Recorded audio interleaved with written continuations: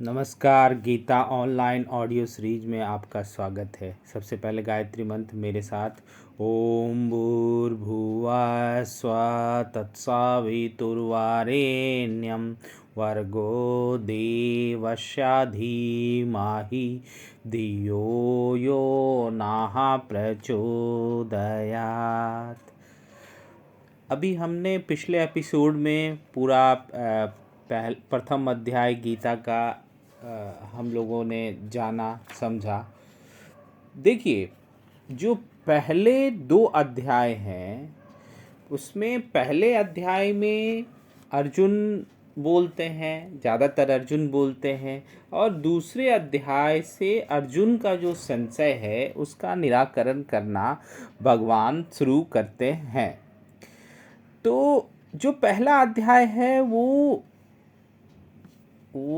अर्जुन विषाद योग अध्याय है, अर्थात उसमें अर्जुन विषाद से ग्रसित हो जाते हैं। और दूसरा जो अध्याय है वो सांख्य योग नामक अध्याय कहा जाता है। पहले 2 अध्याय का पाठ का अपना अलग महत्व भी होता है। अभी हमने आपको पिछले एपिसोड में बताया था कि पहले अध्याय के पाठ का क्या महत्व है। देखिए, मैं आपको इनके बारे में इन 2 अध्याय के पाठ के कुछ और महत्व को बताना चाहता हूँ।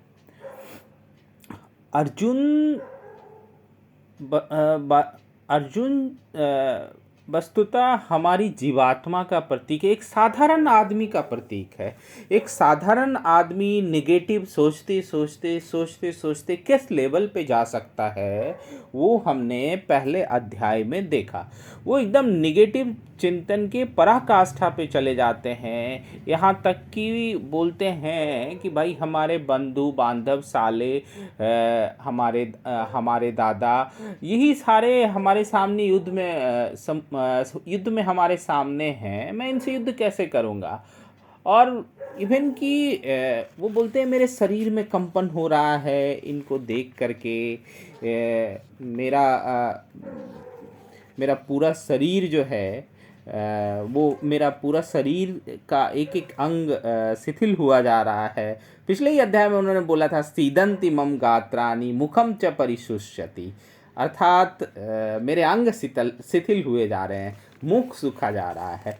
और धीरे धीरे करके अर्जुन ऐसी निगेटिव बात कहते कहते उसके पराकाष्ठा पे जाते हैं। एक्चुअली हम जो आम आदमी हैं हमारा भी यही स्थिति है।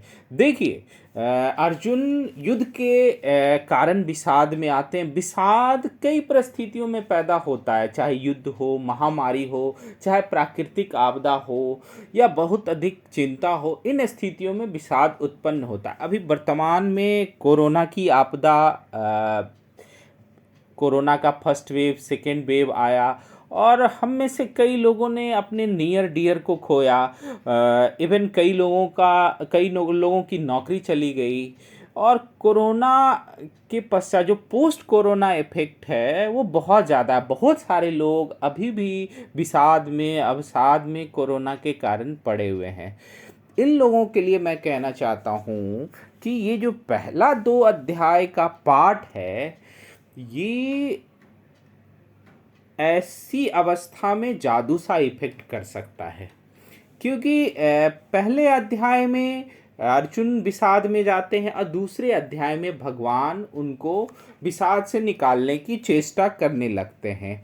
तो जो भी लोग विषाद में पड़े हुए हैं और अवसाद में पड़े हुए हैं उनको गीता के पहले और दूसरे अध्याय का पाठ या करना चाहिए या सुनना चाहिए। अगर ये वो 40 दिन 60 दिन तक करके देखें तो इससे काफ़ी इंस्पिरेशन और काफ़ी इंस्पिरेशन मिलेगी, प्लस एक इनर स्ट्रेंथ भी डेवलप होगा। और दूसरी बात देखिए, इस जो गीता में मैनेजमेंट के बहुत सारे गुर भी समाये हुए। जैसे देखिए, श्री कृष्ण सबसे छोटा काम कर रहे हैं, छोटा से छोटा काम कर रहे हैं। मतलब हमें भी किसी भी काम के लिए तैयार रहना चाहिए। दूसरा देखिए, संजय को दिव्य दृष्टि मिलती, मतलब आपको कुछ चाहिए, उसके अनुरूप आपको पात्रता डेवलप करना पड़ेगा। अर्जुन ही गीता ज्ञान का अधिकारी बना, उसने भी पात्रता डेवलप की। तो उसी हिसाब से चाहे हम स्टूडेंट हों या कोई भी काम कर रहे हैं, अगर हमें असफलता मिल रही है तो उसका मुख्य कारण ये है कि हमने उसके लिए प्रयत्न अच्छे से नहीं किया, या कहीं ना कहीं हमारे में कमी रह गई, कहीं स्ट्रेटेजिकल तौर पे कमी रह गई, या किसी अन्य कारणों से कमी रह गई। उस स्तर का पात्रता हम डेवलप नहीं कर पाए, इसीलिए हमें सफलता हासिल नहीं हो पाई। तो चलिए अब हम लोग दूसरा अध्याय में चलते हैं। ओम अथ द्वितीय अध्याय। संजय उवाच तम तथा कृपयाभिष्टम् अश्रुपूर्णाकुलेक्षणं विषीदन्तम् इदं वाक्यम् उवाच मधुसूदना। संजय बोले, उस प्रकार करुणा से व्याप्त और आंसुओं से पूर्ण तथा व्याकुल नेत्रों वाले शोक युक्त उस अर्जुन के प्रति भगवान मधुसूदन ने यह वचन कहा। श्री भगवान उवाच कुतस्तवा कसलमिदं विस्मे समुपस्थितम् अनार्यजुष्टं स्वर्गं कीर्तिर्करम अर्जुना। श्री भगवान बोले, हे अर्जुन, तुझे इस असमय में यह मोह किस हेतु प्राप्त हुआ है? क्योंकि न तो यह श्रेष्ठ पुरुषों द्वारा आचरित है, न स्वर्ग को देने वाला है, न कीर्ति को करने वाला है। अब देखिए, भगवान ने अर्जुन को लताड़ना यहाँ से शुरू कर दिया। क्लैब्यम मा स्म गमा पार्था नैत्वं ये ययुपपधते क्षुद्रं हृदय दौर्बल्यं त्यक्तवोत्तिष्ठ परम तप। इसलिए हे अर्जुन, नपुंसकता को मत प्राप्त हो, तुझमें यह उचित नहीं जान पड़ती है। हे परम तप, हृदय की तुच्छ दुर्बलता को त्याग कर युद्ध के लिए खड़ा हो जा। श्री कृष्ण मोटिवेट कर रहे हैं अर्जुन को। अर्जुन उवाच कथम भीष्महं संख्ये द्रोणं च मधुसूदना इषुभिः प्रतियोत्स्यामि पूजार्वरिसूदना। अर्जुन बोले, हे मधुसूदन, मैं रणभूमि में किस प्रकार बाणों से भीष्म पितामह और द्रोणाचार्य के विरुद्ध लड़ूंगा, क्योंकि हे अरिसूदन, वे दोनों ही पूजनीय हैं। गुरुन् हत्वा हि महानुभावाच्छयो भोक्तुं भैक्ष्यम्पि लोके हत्वार्थकामांस्तु गुरुनिहैव भुञ्जे भोगान् रुधिरप्रदिदान। इसलिए इन महानुभाव गुरुजनों को न मारकर मैं इस लोक में भिक्षा का अन्न भी खाना कल्याणकारक समझता हूँ, क्योंकि गुरुजनों को मारकर भी इस लोक में रुधिर से सने हुए अर्थ और काम रूप भोगों को ही तो भोगूंगा। न चैत द्विधा कर्तर्नो गरियो यदा युदो जयेम यदि बाणो जयेयु यानेव हत्वा न जीजीविषां हस्ते अवस्थिता प्रमुखे धातराष्ट्रा। हम यह भी नहीं जानते कि हमारे लिए युद्ध करना और न करना, इन दोनों में से कौन सा श्रेष्ठ है, अथवा यह भी नहीं जानते कि उन्हें हम जीतेंगे या हमको वो जीतेंगे। और जिनको मारकर हम जीना भी नहीं चाहते, वे ही हमारे आत्मीय धृतराष्ट्र के पुत्र हमारे मुकाबले में खड़े हैं।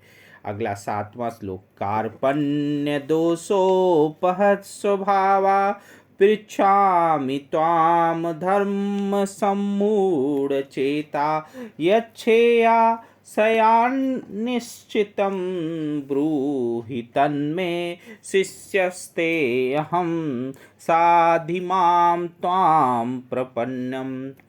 इसलिए कायरता रूप दोष से उपहत हुए स्वभाव वाला तथा धर्म के विषय में मोहित चित हुआ मैं आपसे पूछता हूँ कि जो साधन निश्चित कल्याणकारक हो वह मेरे लिए कहिए, क्योंकि मैं आपका शिष्य हूँ। शिष्यस्ते अहम साधिमाम त्वाम प्रपन्नम, इसलिए आपके शरण हुए मुझको शिक्षा दीजिए।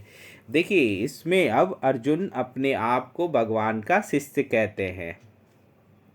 ये 7वां श्लोक बहुत ही इम्पोर्टेंट माना जाता है। कई लोगों का कहना है कि ये जो श्लोक है ये एक मंत्र के भांति है। इस श्लोक का बारंबार पाठ गुरु की प्राप्ति के लिए बहुत इम्पोर्टेंट माना जाता है, ऐसा कई महानुभावों का कहना है। अगला श्लोक। नाहि प्रपश्यामि ममाप्नुदा दच्छो कमुच्चोषोषणम् इंद्रियाणाम् अवाप्य भूमाव सपत्यमृदं राज्यं सुराणामपि चाधिपत्यम्। क्योंकि भूमि में निष्कंटक धन्य धान संपन्न राज को और देवताओं के स्वामी पने को प्राप्त होकर भी मैं उस उपाय को नहीं देख मेरी इंद्रियों के सुखाने वाले शोक को दूर कर सके। संजय उवाच। एवं मुक्त्वा हृषीकेशं गुडाकेशा परन्तप न योत्स्यैति गोविन्दं मुक्त्वा तृष्णिं बभूवः। संजय बोले, हे राजन, निद्रा को जीतने वाले अर्जुन अंतर्यामी श्री कृष्ण महाराज के प्रति इस प्रकार कहकर फिर श्री गोविंद भगवान से युद्ध नहीं करूँगा यह स्पष्ट कहकर चुप हो गए। तमुवाच हृषीकेशा पहसन्निव भारता सेनयोरुभयोर्मध्ये विषीदन्तम् इदं वच। हे भरतवंशी धृतराष्ट्र, अंतर्यामी श्री कृष्ण महाराज दोनों सेनाओं के बीच में शोक करते हुए उस अर्जुन को हंसते हुए से यह वचन बोले। देखिए, अब इसके बाद 11वां श्लोक से भगवान बोलना प्रारंभ करते हैं और भगवान बोलते हैं, उसके बाद वो आगे आत्मा की महत्ता को बताते हैं शरीर क्या है, आत्मा क्या है। और वो तो हम लोग अब नेक्स्ट एपिसोड में 11वां श्लोक के आगे चर्चा करेंगे। बट मैं आपको एक बात बता देना चाहता हूँ, आत्मा और कर्म ये सारे धर्मों ने इसकी मान्यता दी है। बौद्ध धर्म आत्मा को नहीं मानता, लेकिन कर्मों की महत्ता, पुनर्जन्म का सिद्धांत उसमें भी है। बस वो ये कहते हैं कि एक जन्म से दूसरे जन्म में जिस प्रकार एक लहर से दूसरे लहर में ऊर्जा का ट्रांसफर होता है, उसी ढंग से कर्मों का ट्रांसफर हो जाता है। तो विश्व के सारे धर्म लगभग इन चीज़ों को मानते हैं। तो वो हम लोग नेक्स्ट अध्याय में देखेंगे। लेकिन ये जो दूसरा अध्याय है, इसमें लगभग भगवान ने आत्मा की महत्ता के बारे में बताया है। और अगर ये पहला और दूसरा अध्याय का जो लगातार पाठ करते हैं और इसका चिंतन मनन करते हैं, उनके अंदर एक स्ट्रेंथ उत्पन्न होता है वर्तमान परिस्थितियों से लड़ने का। इतना पे मैं अपनी बात, आज की बात समाप्त करता हूँ। नेक्स्ट अगले एपिसोड में देखते हैं।